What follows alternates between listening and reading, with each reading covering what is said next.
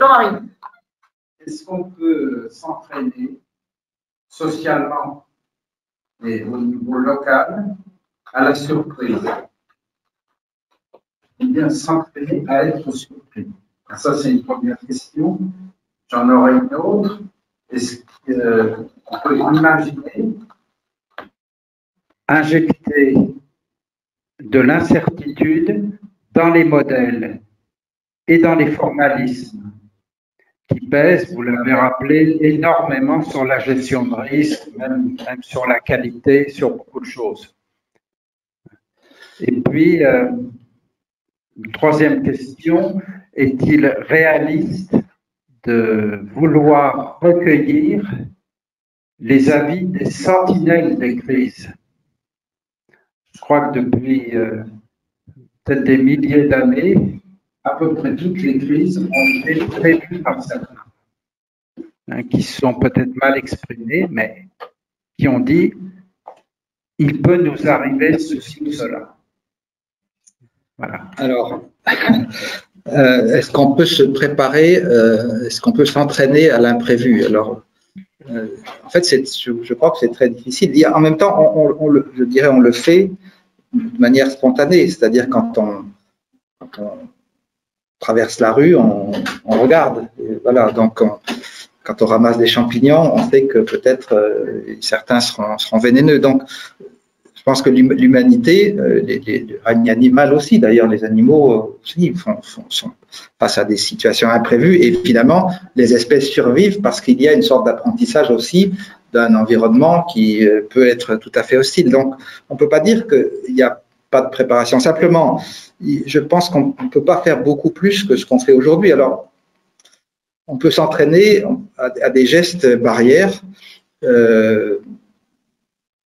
priori, par exemple, les enfants au Japon apprennent le risque du séisme. Là, ils font des exercices périodiques et on se met sous les tables. Il y a un certain nombre de gestes barrières dans un environnement sismique, au lieu d'être dans notre pays, encore que ça pourrait très bien se produire aussi dans la région de Nice. Mais voilà, donc il y a des gestes barrières qui sont possibles, mais je ne pense pas qu'on puisse vraiment anticiper assez notre vie, parce que c'est noir. Il faut vivre de manière optimiste, il faut vivre notre vie. On prend aussi des risques. Je pense que c'est bien, le risque a aussi une valeur positive. Le risque, c'est quelque chose qui permet de réussir, qui permet de différencier ceux qui prennent les risques des autres et ceux qui réussissent mieux. Donc, je pense que la valeur du risque a aussi une connotation positive qui donne du sens à la vie. Donc, à mon avis, on fait beaucoup de choses de manière informelle et sans savoir, et c'est probablement bien. Je pense que ce qui manque, c'est qu'au niveau des dirigeants, des gens qui prennent des décisions qui affectent les autres, il n'y a pas cette prise de conscience qu'on met des gens dans des normes et qu'on les entraîne justement à perdre peut-être obscurcir cette autonomie. Alors, justement, ça me donne l'occasion d'illustrer cette dernière photo que j'avais choisie pour illustrer la conférence.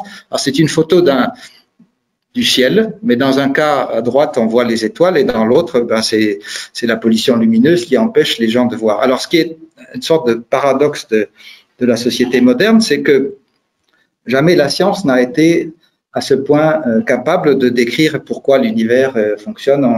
On apprend le devenir des trous noirs, on comprend l'histoire de ce ciel étoilé à travers le discours des scientifiques, mais en même temps que cette science progresse, la technologie nous met des lumières et en fait la plupart des gens sur la planète habitent dans des villes et donc on ne peut plus voir les étoiles. Et en fait, je pense que ça c'est grave parce que d'un côté, quand finalement quand je pense que c'est arrivé, si vous êtes dans le désert, en haute montagne, vous contemplez le ciel et vous construisez un récit finalement, votre propre récit, peut-être influencé par votre culture, votre vie, peu importe, mais vous avez, face à cet infini, une sorte de récit qui est le vôtre et que vous ne pouvez pas avoir devant un ciel obscurci. Et finalement, on n'a plus que la parole des scientifiques et c'est une sorte de tunnel étroit et c'est pauvre finalement par rapport à la variété de ce que les individus peuvent construire avec leur propre intelligence. Et donc, c'est ça, c'est-à-dire qu'on nous enferme dans des systèmes normés qui nous protègent de l'essentiel, mais qui ne nous protègent pas de l'imprévu. Et en même temps, vous voyez, quand on s'habitue juste à respecter des normes, à avoir confiance dans le fait qu'en respectant les normes, il ne se passera rien de grave. Si l'inverse le produit, d'un côté, on n'est pas préparé, et de l'autre, on a immédiatement une perte de confiance. Je me dis, attendez, vous nous aviez dit de faire comme ça. Voilà. Donc, je ne pense pas qu'on puisse se préparer, mais notre système éducatif, notre système de gouvernement fait que non seulement on n'encourage pas les gens à se préparer, je pense que ça n'aurait pas grand sens, mais en même temps, on obscurcit leur capacité à se préparer. Et ça, c'est dangereux. Les sentinelles, alors est-ce qu'on peut injecter de l'incertitude? Dans une certaine mesure, mais on arrive à une limite qui est celle du reflux du scénario de l'impossible. C'est-à-dire qu'on ne peut pas faire une réglementation, par exemple, qui n'est pas construite sur un retour d'expérience. Elle serait inacceptable. On ne peut pas imposer des normes nouvelles sans justifier pourquoi. Et le pourquoi, c'est forcément l'expérience scientifique ou l'expérience de retour de situation réelle. Donc ça, c'est une des limites. On ne peut pas non plus faire des exercices de crise sur des scénarios invraisemblables. C'est juste pratiquement impossible. Voilà. Donc on peut injecter un peu d'incertitude, mais pas assez pour recouvrir tout le spectre de ce qui pourrait se passer. Quant aux sentinelles des crises, bien sûr, mais d'ailleurs, heureusement, elles sont de temps en temps écoutées. Je pense que quand même beaucoup les crises des grandes catastrophes ne sont pas heureusement si fréquentes que ça. L'humanité progresse et les sentinelles, elles existent, elles font leur travail, elles sont écoutées un petit peu, petit à petit, peut-être il y a un certain progrès arrive. Alors si on prend par exemple les crises migratoires, il y a beaucoup de réflexions scientifiques sur ces phénomènes.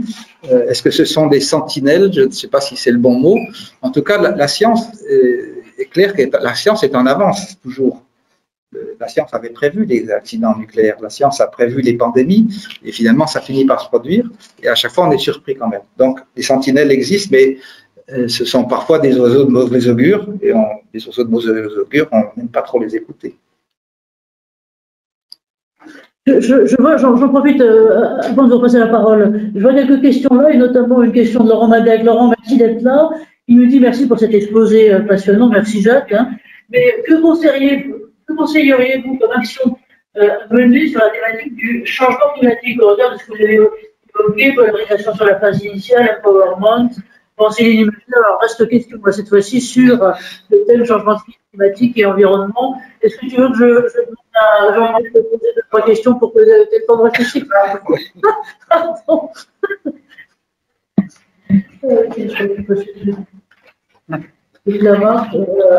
Jean-Marie, quel écho de ta part aussi, de votre part, pardon?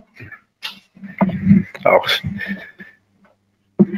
comment, dans tout ce contexte et dans la situation où on est, dans la situation très concrète d'aujourd'hui, s'en sortir avec les 400 000 normes, les 5500 pages du Code de la santé publique, etc., qui sont d'immenses constructions, mais qui dépassent l'entendement et la possibilité d'absorption de tout responsable. Comment naviguer? Je prends une métaphore marine. Voilà. Alors après, j'ai des questions pires. Encore plus difficiles, avec monsieur qui nous dit, monsieur le professeur a mentionné l'idée que notre système a fait croire finalement aux citoyens qu'il n'y aurait aucun risque et que tout est maîtrisé. Ne pensez-vous pas que le développement excessif des normes et procédures, et notamment le draft Nord, entre nous que pardon, a non seulement fait croire, excusez-moi, je suis un peu l'inverse, a non seulement fait croire que notre mode de gouvernance contrôle tout, mais aussi a conduit les responsables à finalement générer de la défiance? Alors, ce sont des questions. Alors, je pense que le changement climatique, c'est une chose. La question des normes, il y a vraiment deux sujets là. Ouais. Alors, sur les normes, je pense que ce qui manque, c'est la culture de la relativité. C'est-à-dire que ces normes, prises individuellement, chaque norme est utile. Je pense qu'une norme répond à un problème posé, un problème de compatibilité de matériel, un problème de communication au sein de la société, un problème de normes sanitaires, de qualité de produits, etc. Donc, chaque prend chaque norme, comme tu disais, j'ai vécu dans cet organisme-là, qui est un milieu passionnant où on rencontre des milliers d'experts, c'est très enrichissant, et chaque petit effort de normalisation a sa pertinence, et d'ailleurs le système européen de normes que j'ai piloté pour la mise en place du marché européen, ça répondait à ça. Avec les équipes de Jacques Delors, on avait réfléchi en disant on ne peut pas faire un marché intérieur s'il n'y a pas de normes, parce qu'il faut un equal footing, comme on dit maintenant avec les Anglais. Il faut bien savoir sur quelle base on va commercer, sur quelle base on va informer des citoyens, les protéger vis-à-vis d'un certain nombre de risques de base liés aux risques posés par les produits alimentaires, etc. Donc ces normes individuellement sont nécessaires. Le problème qui se pose, c'est que quand on les prend dans leur totalité, effectivement, on se dit, mais finalement, où est la liberté de manœuvre, où est l'initiative, où est et si quelque chose ne va pas, quand finalement on prend tellement l'habitude que tout est normé que immédiatement ça va être la catastrophe. Et je pense que peut-être que ce qui manque, c'est pas tellement, peut-être qu'il faut faire du tri dans les normes aussi. Forcément, un certain nombre sont obsolètes, etc. Bon, ça, c'est une chose simple. Mais ce qui est plus compliqué, ça serait de se dire, apprendre aux responsables, et peut-être derrière aux citoyens dans les écoles, etc., que finalement, OK, on a toutes ces normes, mais qu'elles ne sont pas infaillibles, et que peut-être comment on fait si on doit ne plus leur obéir à un moment donné. Comment finalement sauvegarder cette espèce de liberté de base de l'homme, de savoir finalement se gouverner sans les prothèses que sont les normes. Et cet apprentissage-là, il n'existe pas vraiment en fait. Au contraire, on se sent dire ce sont des rebelles, ce sont des gens qui n'acceptent pas les normes, ce sont des gens qui sont rejetés. Or, c'est ça, c'est aussi une richesse. Et on voit cette contradiction-là, on n'arrive pas à la gérer. Il y a des situations dans lesquelles il faut surtout ne pas respecter la norme. C'est l'histoire du pilote d'avion qui voilà, et finalement, dans la préparation de se préparer à des choses impossibles, je pense qu'il faut arriver à faire le ménage dans sa tête et dans l'organisation, c'est-à-dire se libérer des artefacts. Les normes sont des artefacts de la société qui répondent à des situations prévisibles. Et s'il en est dans un monde non prévu, il faut se libérer de ces artefacts. Il faut faire sans. Et par exemple, pour prendre concrètement, qu'est-ce que ça veut dire?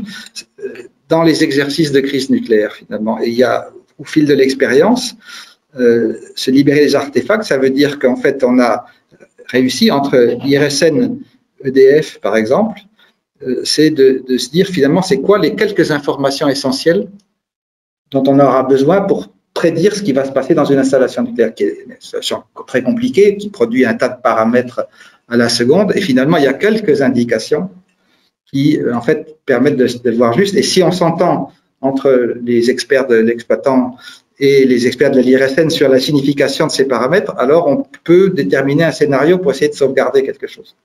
Et ce qui s'est passé au moment de Fukushima, c'était très intéressant parce que les TEPCO publiaient des centaines d'informations. Tout était transparent, c'est-à-dire toutes les informations des centrales accidentées étaient disponibles sur Internet, en japonais. Mais les Japonais eux-mêmes n'arrivaient pas à en tirer du sens, c'est-à-dire à se dire, bah alors, donc ça veut dire ça veut dire qu'il va se passer tel événement, parce que c'est la physique des phénomènes thermohydrauliques, voilà, donc il va forcément se passer tel événement à la suite de ces informations. Et c'est l'IRSN qui a su le faire, alors que c'était des réacteurs japonais, et c'est comme ça qu'on était en avance de phase, et on dit, voilà, la cuve du réacteur s'est rompue, et donc la radioactivité va sortir. Les Japonais n'ont admis ça que 24 heures après. Et voilà, donc ça c'est un exemple simple, mais bien illustratif de cet exercice qu'il faut essayer de faire, se dire, OK, on vit dans un univers normé où il y a un tas de choses très détaillées, des formulaires, des tas de mécanismes, de procédures, etc. Et si quelque chose de grave se passe, finalement, faisons abstraction de tout ça, revenons à des choses très simples. Et c'est quoi les quelques éléments dont on a besoin pour survivre? Et cet exercice-là, c'est un exercice sain que chacun, dans sa organisation, devrait faire en disant, voilà, je peux vivre sans les tableaux de bord d'assurance qualité, sans le respect des normes, on ne va pas en mourir. Et alors, on pourrait mourir. De quoi peut-on mourir demain matin? Et donc ça, c'est un exercice salutaire, mais qui est difficile à faire dans un environnement industriel, parce qu'on n'a pas le temps, parce que ça ne répond pas aux normes de la société. Et qui est là, je relance un peu là-bas, là, Jean-Marie, qui est la question du choix, de la sélection et de la synthèse. C'est-à-dire, effectivement, qu'est-ce qui est pertinent dans une énorme pool d'informations, juste pratiquement. Comment tu les entraînes, les tiens à justement discerner, avoir le discernement qu'il faut pour choisir les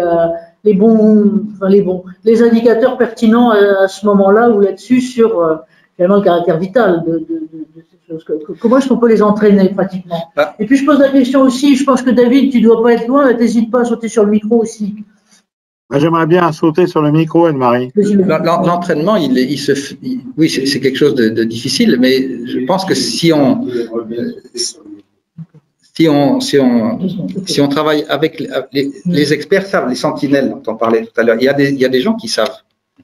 Et en fait, il faut savoir les écouter et traduire ce que disent les techniciens. Moi, j'étais directeur général d'un institut qui faisait 1800 personnes. Je n'étais pas spécialement un expert de quoi que ce soit, si ce n'est peut-être des questions de management et d'une philosophie générale de conduite des organisations, mais j'écoutais mes experts et je disais, ah ben alors donc c'est ça, donc en fait peut-être qu'il faudrait être capable d'avoir un organigramme complètement différent, peut-être qu'il y a par exemple des experts de telle ou telle discipline qui ne sont pas dans le système de crise parce que ce n'est pas leur métier aujourd'hui, mais qui en savent un rayon, et peut-être qu'il faut être capable de les inclure du jour au lendemain, même instantanément. Donc, quelle est l'organisation qui permettrait de nourrir cette expertise? Et ces experts, ce sont eux qui disent, c'est ça les 3, 4, 5, 6 paramètres essentiels. Et ça, on peut le tester dans des exercices avec les confronter, parce que chez EDF aussi, il y a des très bons experts. EDF est quand même une grande maison de la sûreté nucléaire aussi. Et c'est la confrontation entre experts sur, finalement, cet échange et ce vocabulaire très restreint qui doit fonctionner, par exemple, ces exercices, ils peuvent fonctionner sans ordinateur. C'est-à-dire qu'aujourd'hui, on a gardé des fax, on a gardé, voire des bouts de papier qu'on peut s'envoyer, pas avec des pigeons voyageurs, mais presque. C'est-à-dire parce que on n'est pas sûr que les ordinateurs marcheraient. Donc, est-ce qu'on peut faire sans des ordinateurs? Aujourd'hui, dans beaucoup de systèmes, s'il n'y a plus d'informatique, on ne sait plus faire. Plus personne, oui.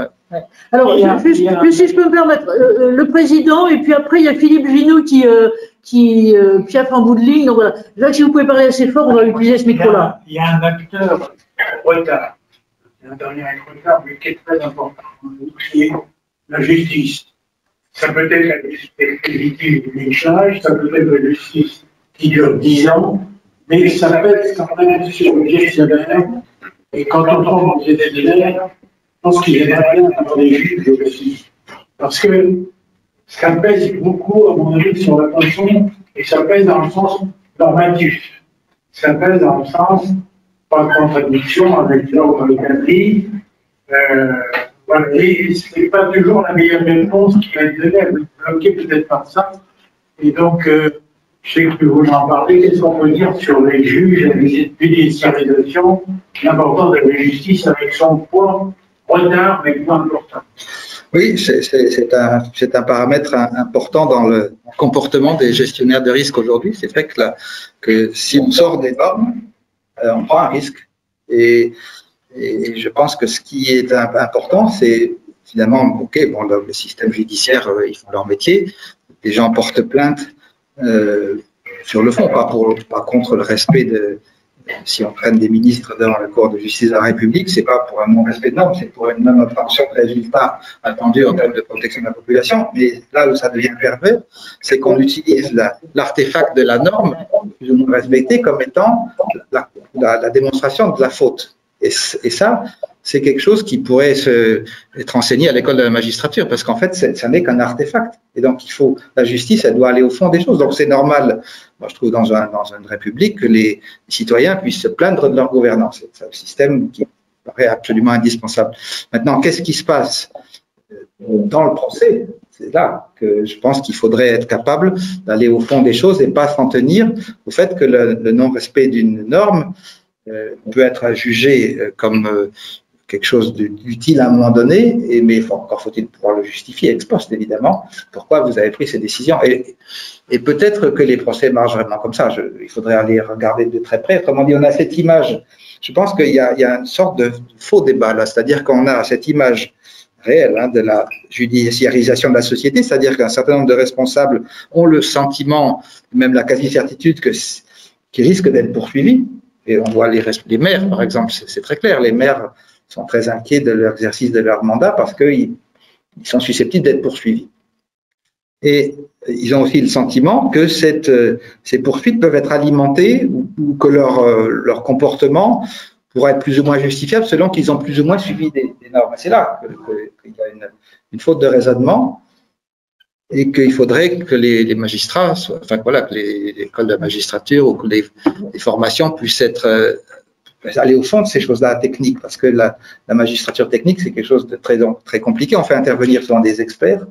Et les experts, c'est plus simple de dire, regardez, ils n'ont pas respecté la norme. En fait, il faut aller au-delà de cet artefact. Un nouveau cheval de bataille. Alors, pardon, Jean-Marie, pas tout de suite. Philippe Ginoux, Philippe, si vous êtes en bout de ligne, si vous pouvez prendre la parole. Merci Anne-Marie. Bon, deux, trois remarques. Tout d'abord, merci à M. Repussard pour ces belles démonstrations. J'avais plusieurs exemples à signaler rapidement, qui étaient dans son exposé. Aujourd'hui, on a un gros souci, c'est pas tellement la crise Covid, c'est plutôt les lits de réanimation. Le problème des avions qui a été souligné par M. Repussard est tout à fait intéressant. Et il faut savoir que lorsqu'on pilote un Airbus, on pilote avec un joystick et c'est l'ordinateur malgré tout qui décide. Lorsqu'on est sur un Boeing, le pilote réellement. Et si on a eu le souci Hudson qui s'est bien résolu, c'est grâce au pilote qui avait fait et qui avait piloté des planeurs. Vous évoquiez Nice. Oui, c'est vrai que Nice ou Cannes, 5 Haïtiens, un tremblement de terre. Est-ce qu'on est préparé pour le faire? Je crois qu'en France, on est toujours sur un risque zéro. On veut que le risque zéro existe alors qu'il n'existe pas. On veut aussi que la science soit la seule et unique définition de ce qui doit exister, alors que la vérité d'hier n'est pas celle d'aujourd'hui. Ma question est la suivante. Est-ce qu'on ne pourrait pas avoir un cursus dédié aux écoles d'ingénieurs, de business MBA, je pense à David Autissier, de sociologues démographes et aux professions de santé pour justement prévenir ces catastrophes et avoir le brainstorming que vous évoquiez? Voilà, merci Monsieur Repussard, je vous écoute. Merci. Oui, vous avez souligné un certain nombre de choses qui correspondent à des réalités. Alors, l'apprentissage de tout ça, la formation est certainement un point clé, et c'est pour ça que j'évoquais ce projet, mais qui est une goutte d'eau dans un océan, mais ce projet qui s'appelle ELS, qui est un projet européen de formation au leadership sur ces questions de sûreté, parce que ça met, justement, c'est un projet qui est un diplôme universitaire qui a vocation à s'inscrire dans un niveau master, comme un module de master, et qui a vocation à apporter aux ingénieurs cette dimension, disons, pluridisciplinaire avec sur des aspects managériaux, sur des aspects du comportement des organisations, c'est-à-dire que le leadership, il est face à une culture d'entreprise qui est ce qu'elle est, et comment arriver à la décrypter, comment est-ce qu'on peut la transgresser sans se faire mettre à la porte. Voilà, donc ce sont des choses que des gens qui ont en charge des questions de sécurité doivent être capables de maîtriser pour exercer leur métier efficacement en toutes circonstances, si j'ose dire. Donc ça, c'est quelque chose qui pourrait être fait. Et je vous invite à aller voir sur le site de l'Université de Nice. Il y a un projet qui s'appelle ELS, qui est ce projet qui a, pour moi, vocation à essaimer par collaboration entre les universités qui forment les ingénieurs et qui ne les forment pas au management des personnes, et les universités, les business schools, les universités de la sociologie qui ne forment pas des ingénieurs. Donc, c'est entre les deux, et il faut arriver à développer cette formation qui, à mon avis, devrait être faite au niveau des étudiants, mais aussi disponible au niveau de la formation professionnelle pour les acteurs, type les préfets, les responsables dans les ministères, les responsables des risques dans les entreprises, voire un certain nombre de futurs dirigeants qui ont besoin de comprendre un certain nombre de ces notions qui permettent d'aider vraiment au pilotage dans une situation incertaine.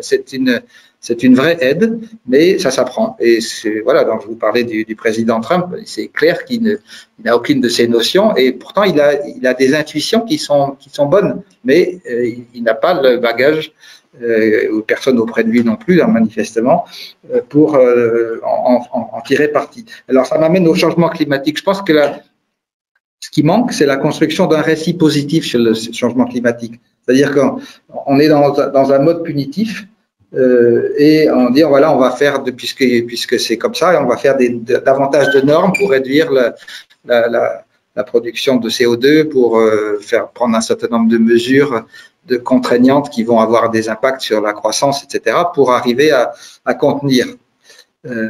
En fait, je pense pas que ce soit quelque chose qui puisse marcher. Et au contraire, je pense qu'il faudrait d'abord, il y a un certain nombre de phénomènes contre lesquels on ne peut pas grand-chose, qui sont peut-être pas très agréables, puisque le changement climatique va induire un certain nombre de conséquences désagréables, du type des catastrophes qu'on a vues à Nice, mais aussi des montées de niveau de la mer progressivement, donc de migration massive de personnes. Donc il va y avoir des conséquences négatives, mais il va y avoir aussi des conséquences favorables.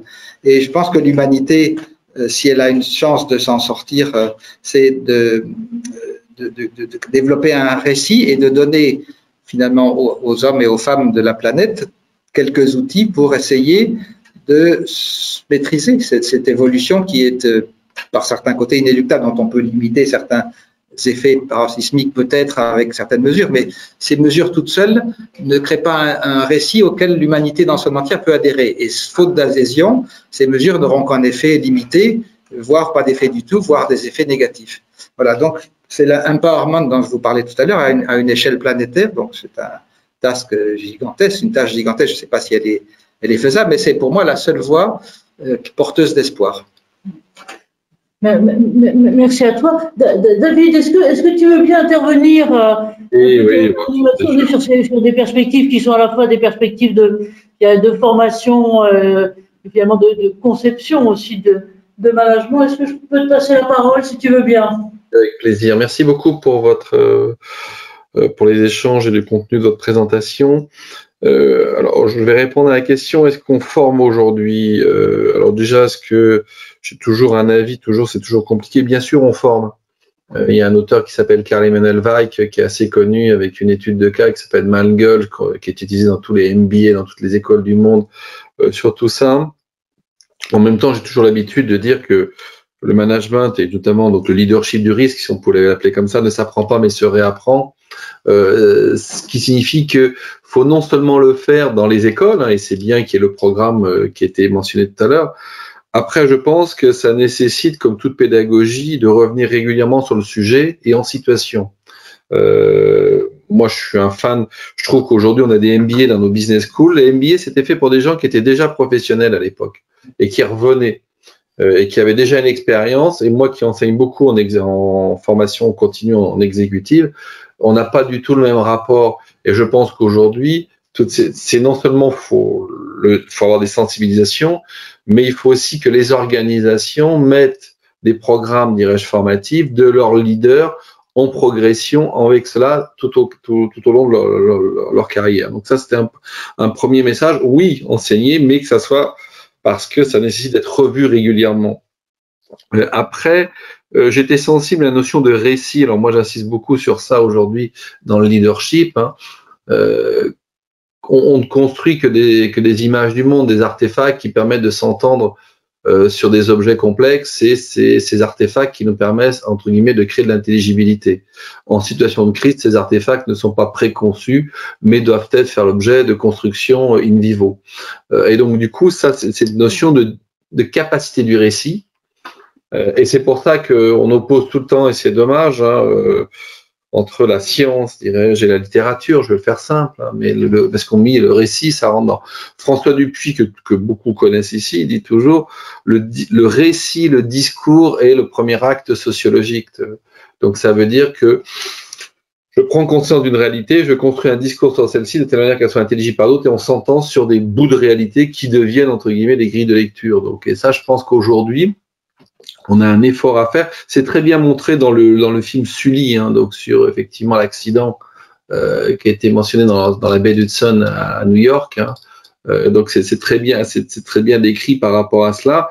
Donc je pense qu'effectivement cette notion, et là ça passe par des effets formatifs qui sont des logiques assez simples, c'est la problématisation et l'art oratoire. Hein. C'est-à-dire quel est le vrai problème à traiter, comment je le communique en fonction des cartes mentales des différents acteurs qui sont présents.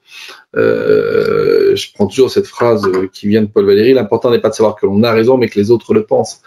Donc effectivement, on a cette problématique de discours et d'artefacts compréhensibles pour embarquer et aussi comprendre le réel. Après, il y a un point qui est clé. Alors, moi aussi, je suis très sensible à la notion d'empowerment qu'on n'a jamais vraiment réussi à traduire directement en français. Alors, effectivement, on a plein de mots qu'on utilise. Ça pose la question non seulement de la démarche, mais dans l'empowerment, il y a la notion de responsabilisation individuelle. Les tenants de l'individualisme méthodologique disent l'action est individuelle, le résultat est collectif. C'est-à-dire qu'à un moment donné, il y a des individus qui prennent des initiatives, qui vont embarquer, mais c'est bien l'initiative d'eux. Et là, la notion de prise de responsabilité, il y a deux choses. Est-ce qu'elle nous est permise, est-ce qu'on était formé à cette prise de responsabilité? Je pense que oui. Après, on a aussi des systèmes qui sont très centralisateurs, très annihilants de cette responsabilité. Hein. Et donc du coup, ça pose des questions sur des organisations peut-être plus décentralisées où à un moment donné, j'ai ma sphère de responsabilité et j'agis en tant que tel. Donc, je voulais insister sur ce point de la prise de responsabilité. Et en lien avec ça, aujourd'hui, il y a tout le courant sur la notion de décision. Donc, parce que ça, c'est aussi dans nos organisations quelque chose qui est clé. Hein. Alors l'idée n'est pas effectivement, je ne sais pas si Monsieur Trump a des qualités de leader. Alors après c'est un grand débat. Je pense qu'on peut échanger là-dessus. Et je pense qu'effectivement ça fera l'objet de recherches intéressantes dans le futur. Mais la notion de décision. Donc et là on touche aussi dans la situation de crise. On sent qu'à un moment donné, dans les travaux de Karl Emanuel Weick, qui a travaillé sur plein de crises et qui a travaillé sur la théorie du sense-making aux États-Unis, il mentionne bien qu'à un moment donné, par l'échange, par le dialogue, on arrive à un niveau, dirais-je, de connaissance d'une situation, mais que ce niveau de connaissance n'est pas suffisant, il y a l'acte de décision. Et qui va impulser l'acte de décision et surtout qui a la légitimité pour l'impulser à un moment donné. Donc ça me paraît effectivement au cœur, enfin, un petit peu par rapport à ce qui avait été mis. Donc merci beaucoup pour cette ouverture, dirais-je, qui sur ces problématiques, risques, normes, leadership, on voit qu'elles sont très encapsulées. Merci. Merci à toi, David. Merci pour ces commentaires tout à fait pertinents. Alors, très brièvement, parce que peut-être d'autres personnes souhaitent prendre la parole, je suis bien d'accord sur la notion que c'est surtout de la formation continue. D'ailleurs, le projet ELSE, il vise d'abord la formation permanente, on va dire, mais avec diplômante, hein, de cadres de sûreté dans l'industrie nucléaire.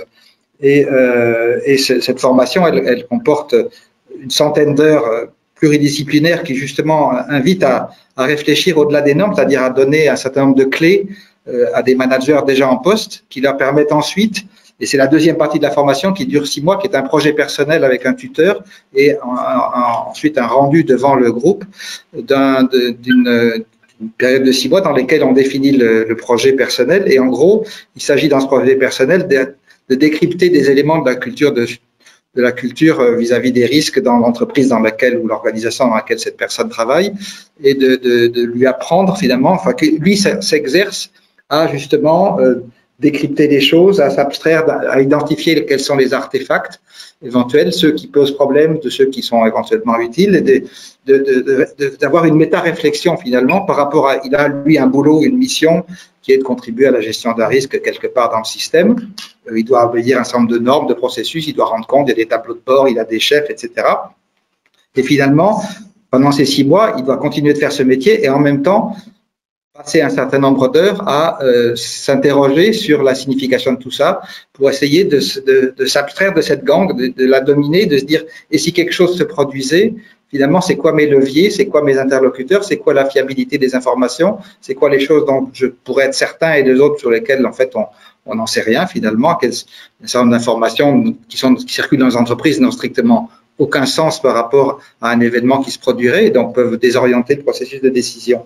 Voilà, donc ça c'est un point important. Bon, sur la notion du récit, je suis tout à fait d'accord avec vous. Sur l'empowerment, justement, c'est pour moi significatif qu'il n'y ait pas de mot français et que la seule traduction, c'est responsabilité égale responsabilisation, égale pénalisation, etc.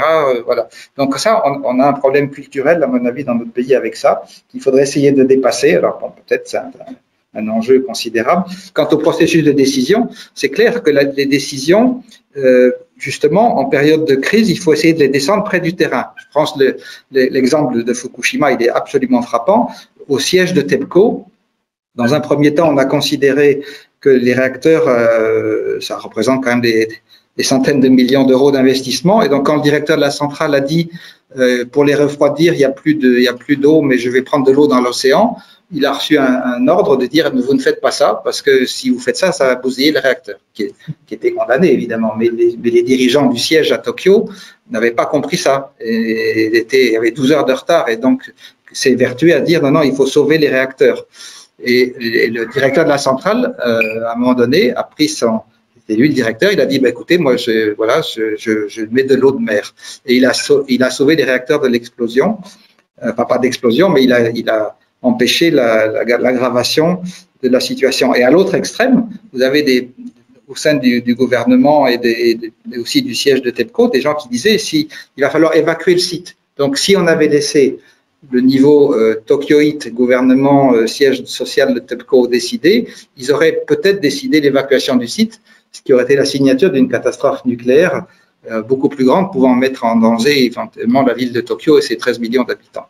Voilà, donc c'est pour dire que la décision, elle doit être prise près du terrain quand les choses se dégradent, parce que c'est là qu'elles peuvent être le plus pertinentes. Mais à condition que ces gens soient à peu près correctement formés, évidemment. Donc, il y a une prise de risque aussi à décentraliser la décision.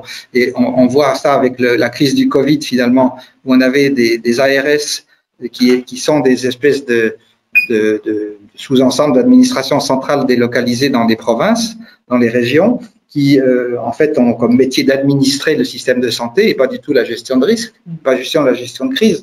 Et là, on leur a dit, vous êtes l'ARS, donc vous êtes la voix du ministre, donc c'est vous qui, en fait, ça a contribué dans un certain nombre d'endroits à empirer le système parce que c'était des centres de décision qui étaient loin des vrais endroits où les décisions auraient été prises, c'est-à-dire les hôpitaux. Et donc, ils auraient dû être un rôle d'appui et non pas de décideurs. Et des décisions auraient dû peut-être être prises par les directeurs des services d'urgence des hôpitaux, ce qui est revendiqué. Voilà. Et les ARS pouvaient être utiles, mais comme appui logistique, comme appui méthodologique, pour apporter des moyens, etc., mais pas en mode de rendez-moi compte et moi je vais décider. Je suis très sensible à plein d'éléments, mais notamment 2, 3, et j'aimerais ensuite au président s'il veut bien conclure, parce que je crois qu'on est en train d'arriver, il est 41, hein, on avait dit 45, donc voilà. C'est à la fois la question du temps, c'est-à-dire qu'à la fois, ce sont des temps longs qu'il faut acculturer, et en même temps, il faut des réactions, et notamment des décisions, qui soient suffisamment à l'écoute et suffisamment rapides sur ces questions-là. Moi, j'étais très frappée à quel point tu mettais en avant la notion d'écoute du terrain, enfin des gens, à la fois les gens du quotidien ou les experts et les experts de terrain, et cette question d'écoute sur le fond du management. Donc, peut-être quelques mots, et puis peut-être on se demandera aussi là, les grands messages. Alors, on ne pourrait jamais conclure, hein, mais les grands messages. Jacques premier. Moi, je retiens qu'il faut apprendre à créer de l'espoir. Parce que tu as dit que dans un désastre collectif important, l'origine était imprévue, on ne sait pas pourquoi, mais le problème est ensuite d'arriver à recréer de l'espoir. Et donc, ce qu'il faut apprendre, si ça peut s'apprendre, à mon avis, si j'ai bien compris, c'est d'apprendre à créer de l'espoir en y ajoutant qu'il faut beaucoup de discernement. Ça, c'est une question vers toi. Est-ce que ça se travaille? Est-ce que le discernement qu'il faut, quelque chose qui peut être amélioré, ou au contraire, c'est un état où il faut faire avec. Voilà. Bien. Cette conclusion est dure, hein. C'est le gong, hein. En conclusion, d'abord, il reste 3 minutes, donc elle sera forcément brève. Donc, moi, je voudrais juste dire que ces crises hors normes, elles continueront de se produire de temps en temps. C'est inéluctable, ça fait partie des choses de l'univers. Et d'ailleurs, notre univers se terminera un jour dans une catastrophe où la planète sera digérée par l'expansion du Soleil. Donc, bon, ça, c'est trop loin pour l'humanité. Mais je veux dire, voilà, donc on est dans un environnement comme ça. Donc, je pense que se préparer, c'est quelque chose d'absolument essentiel, préparer à l'incertain. Et voilà, donc peut-être qu'il y a différentes écoles, je pense qu'il n'y a pas non plus une parole unique, c'est-à-dire je pense que les esprits humains sont suffisamment véloces et séparément intelligents pour imaginer peut-être différentes voies de progrès.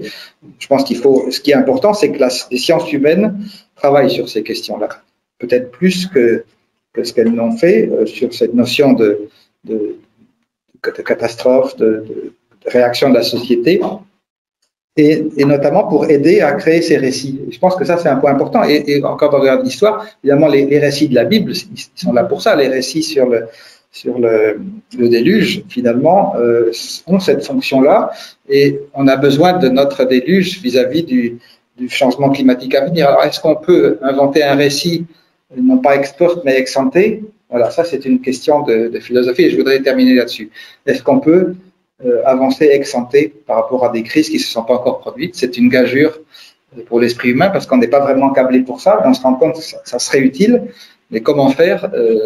Chacun a peut-être sa réponse et moi je crois beaucoup aussi dans la liberté et donc laisser des initiatives individuelles mais aussi des initiatives collectives, par exemple les universités, la formation, des réflexions au sein de grandes entreprises sur la manière d'aborder ces sujets-là. Donc, je pense qu'autant de voies qui sont toutes possibles, certaines marcheront mieux que d'autres, c'est inévitable, mais je pense qu'il faut un foisonnement d'idées.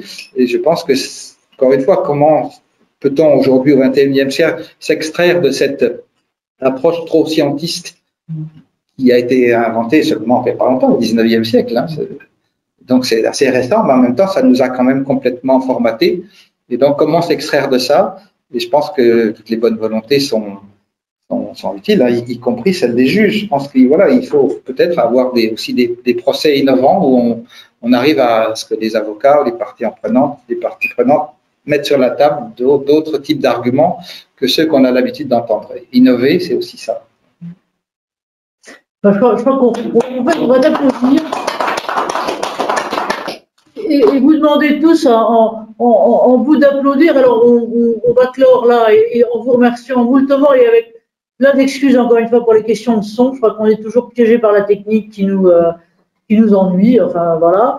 Et on va continuer. Donc, on aura au moins le replay et on va essayer de consigner un certain nombre de choses. Moi, j'avais envie, à partir de tes écrits antérieurs ou des interviews, Jacques, que tu as pu faire, peut-être de faire au moins un corpus, à défaut de faire une synthèse de notre journée là maintenant. Et puis, on vous invite à nos prochaines étapes. Donc, avec les SEC, c'est ce qu'on disait. Donc, on en a deux. On en a une sur les lanceurs d'alerte. Donc, le 14 janvier, en fait, c'est quelque chose qui était repoussé depuis plusieurs mois et qui va arriver, qui sera d'autant plus d'actualité que pour le coup, la directive européenne est d'application obligatoire en France au 1er janvier prochain. Donc, on sera là dans un cadre complètement nouveau. Quelques nouvelles normes. Exactement. Nouvelles normes et autres. Et puis, l'autre chose, alors est-ce qu'on appelle ou pas des normes, mais en tout cas, on appelle de l'interopérabilité, c'est qu'on l'a vu d'ailleurs au fil de tout ton exposé, c'est l'importance de l'information, des data et de l'ensemble. Et ça, je dirais, on a intitulé l'une de nos prochaines tables rondes sur lesquelles on a vraiment besoin de vous, un truc qui est besoin de data. C'est-à-dire qu'on a vraiment besoin de data, gouvernance de data, et là-dessus, c'est pas seulement une espèce de chose externe, mais voilà. Donc, on vous invite à tout ça, on vous remercie. Et nous, on remercie infiniment aussi David Tissier de nous avoir aussi accueillis, cocornaqués à distance, et on vous dit à tous à très bientôt. Merci encore de votre présence. On vous enverra le lien pour le replay qui va être plus clair, je pense, que pour vous qui étiez au bout et qui n'était pas très facile. Merci à vous tous et à tout bientôt. Merci. pas.